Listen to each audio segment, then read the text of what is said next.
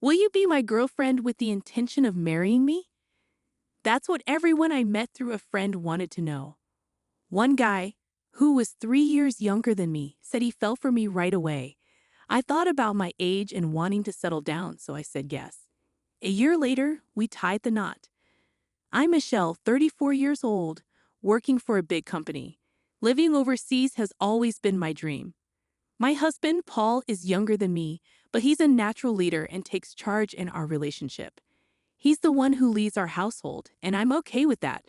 I've been used to living alone for a while, so I don't mind doing the chores and cooking. Paul doesn't pitch in much, but I don't find it bothersome. When we're out together, Paul always takes the lead, which lets me relax and have fun without any worries. It feels like a nice balance between us. However, everything changed when my mother passed away while I was working. I got a call from my dad, telling me that my mom's illness had gotten worse and she collapsed. I rushed to the hospital, about 2 hours away, to say my final goodbye. I stayed with my dad to help arrange the funeral. When I called Paul, he said he couldn't leave work on short notice. He didn't come to the wake, and although he made it to the funeral, he wasn't dressed appropriately. I had to quickly arrange a suit for him to rent. He complained a lot, saying I should have sorted everything out beforehand. With all the grief and business, I couldn't deal with Paul's complaints, so I brushed them off. But he didn't seem to appreciate that, and he was in a bad mood the whole time. Since then, it seems like our arguments as a couple have been on the rise. It's normal to have some disagreements after being married for 3 years, but lately, Paul's been picking fights more aggressively. His controlling behavior has been overwhelming, often telling me what to do and taking charge. I grew tired of it and tried standing up to him a few times, but since he didn't know how things were managed around the house, even simple tasks like preparing for his business trips became lengthy affairs. Plus, he'd complain while trying to help, only making more of a mess. Eventually, I realized it was easier if I just handled things myself. It wasn't about blindly obeying him. I took charge of certain tasks to save myself the hassle. I'm going to start preparing for us to join the gathering for my mom's first death anniversary next week, I informed Paul. He responded grumpily, "Okay, but I have an important meeting that day. What should I do?" I've mentioned this gathering well in advance. I was taken aback by his sudden remark. "What? You're not going?" Paul sighed heavily. "It's not that, but it'll be tough to delegate everything to my juniors. He seemed pleased with his recent promotion and often talked about his junior team members. I felt like sighing in return. "Please plan for it, okay?" I emphasized. The day before the gathering, when I got home from work, Paul was sulking and drinking beer in the living room. "I'm sorry I'm late. I had to work overtime." I apologized. I could tell he was upset because I was late and dinner was delayed. "I've been waiting here for an hour just as I thought," he grumbled. "But it's just 1 hour, isn't it?" I reasoned. If he couldn't prepare dinner, he could have gone out to buy something. I had informed him of my late arrival time. He could have taken some initiative and handled things on his own. Suppressing the urge to speak my mind, I handed him a takeout box. I thought it'd take too long if I cooked, so I picked this up on my way home instead, I explained. In response, Paul slammed a glass of beer onto the table. "Takeout again? Aren't you slacking off a bit too much lately?" The last time I brought home takeout was about 2 weeks ago. True, I've been busy lately and maybe I haven't been cooking elaborate meals every day. But I always make sure we have a balanced diet and rarely rely on prepackaged items. Still, I didn't think I deserved that kind of criticism. As I debated whether to respond, Paul, misunderstanding something, decided to add insult to injury. "Can't say anything because it's true, huh? Do your chores properly. You've been coming home late lately, claiming you're working overtime. You're probably just out having an affair," Paul shouted. His words ignited a wave of anger that had been simmering inside me. Enough was enough. If you know I'm working late, the least you can do is prepare dinner for us. It's okay if you can't cook. Getting takeout isn't too difficult, is it? I always let you know when I'll be late. And despite being busy, I handle all our household chores. "There's no need for that kind of attitude," I asserted. Paul shot me a glare. "You know what? You're 3 years older than me. I could have married someone in their 20s, but I chose you, an older woman. Show some appreciation and do as I say. No one else would want you, so you'd be in trouble if I left, wouldn't you? Did he really just say that? I was furious and couldn't hold back any longer. Then maybe you should have married a younger woman when we started dating before we got married. I asked if you were okay with me being older, and you said yes. That's why we got married. Even without you, I could manage my life. I retorted. Paul scoffed at my words. Whatever, let's get a divorce.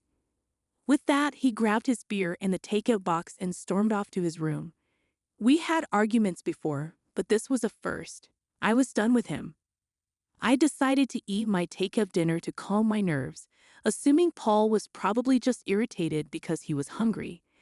But even as I filled my stomach, I couldn't shake off the disbelief that this was all happening the day before my mother's first death anniversary. After a while, I called out to Paul from outside his room, "We need to leave by 8 a.m. tomorrow, so I'll wake you up around 7. There was no response, but I sensed he was awake. With those words said, I went to bed, feeling unsettled. The next morning, when I woke up early, Paul was already gone. The bags I had packed were still in the room, indicating he hadn't left for the gathering without me. Where had he disappeared to? I called his cell, but got no answer. My texts went unanswered too. Left with no other option, I left a voicemail and began getting ready to head out alone. I managed to reach Paul while waiting at the train station. I have to go to my meeting. I can't leave it to my juniors, after all, was all he said before the call abruptly ended. Overwhelmed by a mix of anger and resignation, I found myself in a state of stunned confusion. Before I could process it further, the train arrived, carrying luggage for two, but I boarded alone. When I arrived at my father's house, he anxiously inquired, "Where's Paul?" Seeing my father's sadness since my mother's passing, I didn't want to add to his worries. Taking a deep breath, I forced a smile and replied, "Sorry, he got called into an important meeting.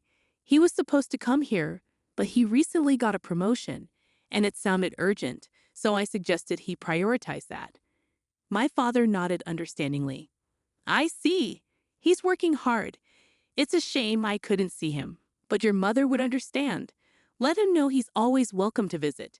Though his words stung a bit, I kept up the smile throughout the day. With no word from Paul, the night passed without any contact from either of us. Planning to stay overnight and return home the next day as originally intended, I felt a bit childish for not reaching out to him. Maybe I'd cook his favorite dish, hamburgers, tomorrow to make amends. With that thought, I went to bed. The next day, after leaving my father's house and arriving home around noon, I decided to drop off my bags before heading to the grocery store. As expected, dirty laundry was strewn around the living room, a sign that Paul still hadn't grasped how to use the washing machine. Sighing, I gathered the laundry and tossed it into the washer along with my own. Taking a break and returning to the living room, something on the table caught my eye. As I got closer, disbelief washed over me. There, sitting on the table, were divorce papers, already signed by Paul. Why? I stared at the papers, bewildered. Was this his way of asking for a divorce? Pulling out my cell phone from my bag, I realized it should be Paul's lunch break. I wasn't sure if Paul would answer, but to my surprise, he picked up on the first ring. "Paul, what's the deal with these divorce papers?" I asked, trying to keep my voice steady. On the other end, Paul laughed. "What do you mean? It's pretty straightforward. I don't want an older wife who won't do her share of household chores. That's why I've decided on a divorce. If we split, I can find someone younger and more appealing. After all, a wife is like a status symbol, isn't she? It's hard to boast about you being older when my colleagues ask. Dodging the topic isn't exactly simple." I was speechless, utterly lost for words. If you don't want a divorce, then start pulling your weight around the house. I'll be home as usual today, so make sure to grab some beer, all right?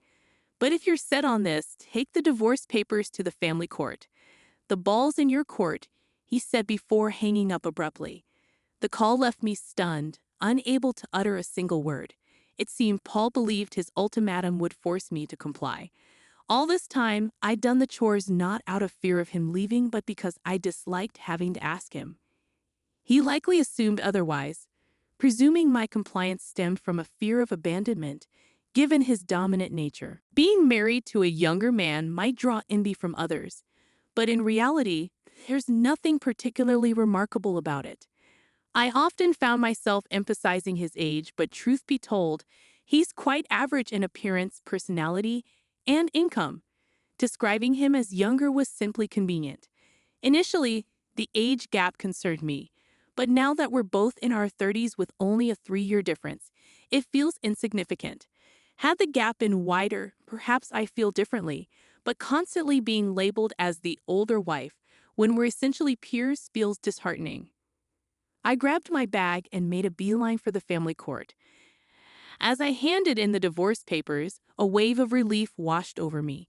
Despite thinking we were doing okay, it's clear things are over now. But I can manage without Paul. With that realization, a weight lifted off my shoulders, prompting me to reach out to my boss and request a few days of paid leave. Luckily, work had just eased up, so he granted me about a week off. Now that I'm divorced, it's time to sort out my belongings. Thankfully, I didn't have much to begin with, so tidying up was a breeze. I stashed the larger items in a storage unit, packed my essentials and clothes into the car, and on a whim, decided to head to a hot spring resort.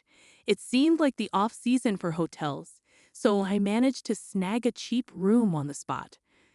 The thrill of the drive filled me with excitement. As I soaked in the hot springs and lounged in my room, my phone suddenly rang. "Michelle, I asked you to pick up beer, didn't I? Where are you?" I couldn't help but chuckle, recalling Paul's usual routine. "I'm actually at a hot spring resort right now," I replied. "What? A hot spring resort? Why?" Paul's confusion was evident in his voice. "Well, you did say to file the divorce papers if I disagreed with you," I reminded him, amused at the thought of his reaction. "Wait, you actually filed them?" Paul sounded flustered. "Of course I did." "Why? Is something wrong? After all, it was your suggestion." Paul finally regained his composure. "Are you serious? When you say hot spring resort, do you mean some nearby spa? If that's the case, I'll grab dinner, so just come home soon." His sudden caring tone made me laugh even more. "It's about an hour-and-a-half drive. They even have an outdoor natural hot spring. It's quite lovely. I wonder if it'll rain tomorrow. Since you're going out to buy your own dinner, I've already packed up my things so you won't have to worry about me coming back. Please take care of yourself," Paul pleaded desperately, hoping I would reconsider. But I had no intention of returning. "You're the one who initiated the divorce papers, remember." It was clear he was using the threat of divorce to manipulate me. "I've already told you I can manage without you. Now that you've divorced your older wife, you can find someone younger. Whether you succeed or not is up to you." Paul fell silent. "It might not be my place, but you should consider moving out of that apartment," I continued. Finally, Paul spoke up again. "Why should I?" His voice was barely audible. "Think about your finances. You'll end up broke if you keep living there. You can't handle chores, cooking, or laundry. You'll need to hire help and eat out, right? That's costly. It would be problematic if most of your salary went toward rent. You always thought you were the one providing for me, but my salary is nearly double yours. You've never been the provider. If anything, it's been the opposite. And that confidence you had because of that one junior. I have multiple juniors under me and even more under them. I usually keep work talk to myself because Paul gets moody, but I outrank him both in position and salary. You'd think he'd have noticed by now, living together and all, but it seems like it's news to him. Maybe Paul, being the proud, dominant man he is, kept his ego intact by looking down on me. Now that he can't, he must be feeling quite defeated. I've dealt a blow to this pride, paid back for all these years. As for why I handled the household chores without complaint, even when you acted domineering, it was partly because you were younger and I cut you some slack, and partly because it was too much hassle to ask anything of you. I didn't need you to stay with me. I was just handling your needs alongside my own chores. So when you said, do the chores or we divorce, it was an easy choice. We're strangers now. Goodbye. I said my piece and hung up the phone. Feeling rejuvenated, I savored the hotel's cuisine. As anticipated, Paul reached out for reconciliation, but I responded with a smile. I'm older than you. I doubt you want me back. Apparently, he hadn't fared well with younger women. Eventually, Paul gave up and moved out of the apartment. Engaging a lawyer for asset division, I demanded more to compensate for the burden of household chores I had endured. Paul, being thrifty, didn't hire legal representation, giving me the upper hand. With my lawyer's assistance, we negotiated an agreement with favorable terms for me. Interestingly, it appears Paul's lone junior had been vocal about his poor leadership skills, to the extent that he couldn't even consider him a competent boss. Paul caught wind of this, and they are now embroiled in a dispute. He should have realized the importance of nurturing his own team. As for me, I had been offered a position at our overseas headquarters. Initially hesitant due to the circumstances and out of consideration for Paul, I finally decided to seize the opportunity. I'm currently gearing up for the transition. Though I've caused my father some concern, we've begun practicing video calls to stay connected when I'm abroad. I'm thrilled to pursue the career I've dreamed of since childhood. It's time to give it my all.